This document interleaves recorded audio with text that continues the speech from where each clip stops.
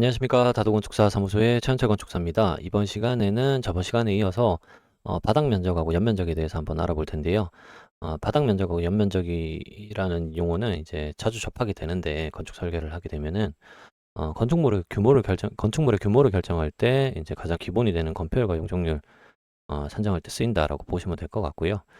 어, 연면적이라고 하는 거는 이제 종류가 지상층 연면적, 지하층 연면적, 그리고 용적률 산정용 연면적 이렇게 나뉘게 되는데, 이 연면적을 산출하기 위해서는 바닥 면적을 어떻게 산출하는지에 대해서 아셔야 된다라고 생각을 하시면 될 것 같아요.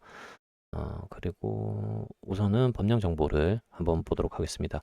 법령 정보는 저번 시간하고 똑같이 건축법 84조 면적, 높이, 층수 등의 산정 이라고 이제 84조 있죠. 여기에 보시면은 건축물의 대지 면적, 연면적, 바닥 면적, 높이, 처마, 천장, 바닥 및 층수의 산정 방법은 대통령령으로 정한다라고 되어 있고, 대통령령으로 보시면은 바닥 면적은 건축물의 각 층 또는 그 일부로서 벽, 기둥, 그 밖에 이와 비슷한 구획의 중심으로 둘러싸인 부분의 수평 투영 면적으로 한다. 다만 다음 강목의 어느 하나에 해당하는 경우에는 강목에 정하는 바에 따른다라고 되어 있는데, 여기 이제 가부터 해가지고 굉장히 많아요. 너까지가 있는데 굉장히 많이 나와 있어서 요거는 밑에 제가 요약을 해서 설명을 한번 드리도록 하겠습니다. 그 연면적인 경우에는 하나의 건축물의 각 층의 바닥 면적을 합계로 하되 바닥 면적에 합계로 하되 용적률을 산정할 때에는 다음 강목에 해당하는 면적은 제외한다라고 되어 있습니다. 제외되는 부분이 지하층의 면적, 그다음에 지상층 주차장용으로 쓰이는 면적, 그다음에 초고층 건축물과 준초고층 건축물이 설치하는 피난 안전 구역의 면적, 건축물의 경사 지붕 아래에 설치하는 대피 공간의 면적, 그런 식으로 몇 가지가 이제 바닥 면적에는 연면적에는 들어가더라도 용적률 산정할 때는 제외된다라고 보시면 될 것 같아요. 그래서 앞서 제가 설명한 것처럼 용적률 산정용 연면적이 있다라고 설명을 드린 거고요. 자, 앞의 내용을 한번 요약해서 바닥 면적 산출 기준의 예외 조항을 보시면요. 기본은 각 층의 벽이나 기둥 등 구획 중심선을 둘러싸인 수평 투영 면적을 말하는 겁니다. 그런데 여기서 예외되는 게, 벽이나 기둥이 없는 구조인 경우에는 지붕 끝선에서부터 1m 안쪽으로 들어오는 선을 기준으로 해서 계산을 한다라고 보시면 될 것 같아요. 근데 벽이 있으면 안 되겠죠.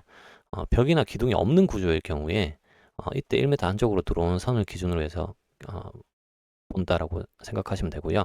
그 다음에 노대, 발코니 등이라고 되어 있는데, 난간이든 없든 원칙적으로 바닥 면적에 포함되어야 되지만, 외벽 중심선으로부터 노대 끝선까지의 면적에서 외벽이 접한 길이 곱하기 1.5m만큼을 빼줍니다. 즉 일정 깊이만큼만 면적이 인정된다고 보시면 되는데, 예를 들어 거실이 이렇게 있으면 저희가 아파트 발코니가 있죠. 방이 이렇게 있고, 그러면은 이 부분이 1.5m예요. 그러면은 이 부분의 길이만큼, 이 부분의 길이가 나오겠죠. 동일하게 되면 여기 1.5m만큼은 면적이 산출하지 않는다. 바닥 면적이 산출하지 않는다라고 보시면 될 것 같아요. 그런데 예를 들어 우리가 여기가 한 2m가 된다. 그러면 여기에서부터 여기까지의 거리와 동일하다고 봤을 때, 동일하지 않으면 이 면적을 다시 다 계산을 해야 돼요. 이 바닥 면적을 다 계산해야 됩니다. 그래서 1.5m만큼은 공제가 되고, 나머지 이 부분 있죠. 이 부분만큼은 다시 바닥 면적에 넣어줘야 되는 겁니다. 이런 식으로 보시면 되고요. 필로티 구조, 하부 개방된 구조라고 되어 있는데, 그 부분이 보행이나 차량 통행, 주차에 쓰이는 경우 또는 공동주택의 필로티라면 바닥 면적에 포함하지 않습니다. 라고 되어 있습니다. 요즘 아파트는 1층이 대부분 다 필로티 구조로 되어 있죠. 주차를 하거나 아니면은 이동 통로로 많이 사용이 되는데, 그 부분은 바닥 면적에 산정이 안 된다라고 보시면 될 것 같습니다. 그리고 승강기탑, 계단탑, 장식탑, 다락 등 설비 구조물인데, 대부분 면적에 포함되지 않습니다. 이거는. 근데 특히 다락은 1.5m 이하, 경사지붕은 1.8m 이하만 제외된다라고 보시면 될 것 같아요. 요거 같은 경우에는 기준층에 있는 계단을 이야기하거나 하는 게 아니에요. 전부 다 탑이라고 되어 있죠. 승강기 탑, 계단 탑, 장식탑 이런 식으로 되어 있습니다. 네, 이런 경우에 또 승강기 같은 경우에는 앞전에 설명드린 것처럼 건축 면적에서도 제외할 수가 있죠. 장애인용 승강기를 설치한다면. 장애인용 승강기를 설치한다면 바닥 면적에도 들어가지 않습니다. 뺄 수가 있어요. 자, 그리고 기계실, 전기실, 놀이터, 적용시설 등 공동주택 지상층인 경우에는 공용시설로 보이는 경우 바닥 면적에서 제외할 수 있습니다. 그다음에 기존 건축물의 피난계단 추가 설치, 법 개정 이전 건축물에 대해서만 설치로 인해 용적률이 넘게 되더라도 특례로 면제할 수 있습니다. 리모델링 시 외벽에 추가로 마감재를 붙이는 경우 단열 미감 목적의 외단열 마감 부분은 면적에서 제외됩니다. 네. 그래서 리모델링 하실 때는 면적 산출을 다시 한번 확인을 하셔야 됩니다. 외단열 구조의 건물이라고 되어 있는데 단열재가 붙은 외벽의 내층 내력벽 중심선을 기준으로 계산합니다. 라고 되어 있습니다. 요거는 골조의 중심에서 외벽의 마감까지라고 보시면 될 것 같아요. 외단열인 경우에는. 예를 들어서 설명드리자면 이런 경우에는 보통 벽체의 중심을 보게 되는데 원래는 내단열인 경우에는 벽체 중심 이렇게 보게 되겠죠. 이걸로 바닥 면적 산출을 하는데 외단열인 경우에는 여기 보시면은 여기 골조 있죠. 골조의 중심으로 바닥 면적 산출을 하게 됩니다. 이런 식으로. 요게 이제 면적선이다, 바닥 면적선이다라고 보시면 돼요. 자, 그리고 장애인 편의시설, 승강기 리프트 경사로 같은 경우에서도 편의시설 부분은 면적에서 제외됩니다. 바닥 면적에서. 자, 그리고 기계설비 전용 구조물, 탱크, 냉각탑, 동화조 굴뚝, 설비 덕트 등은 면적에 포함되지 않습니다.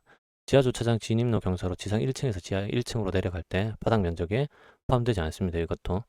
그다음에 대피 공간, 일반 바닥은 벽체 중심선 기준이지만 대피 공간은 벽의 내부선 기준으로 면적 산출을 합니다.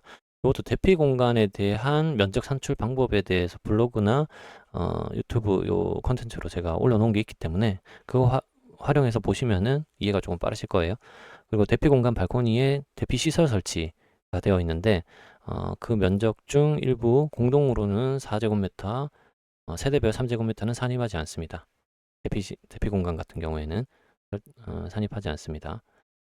그리고 연면적 산출 기준 및 예외 조항인데 요거는 바닥 면적에 대한 산출 기준 및 예외 조항이었고 연면적의 산출 기준 및 예외 조항을 보시면 기본적으로 연면적은 하나의 건축물 각 층의 바닥 면적 합계를 이야기합니다.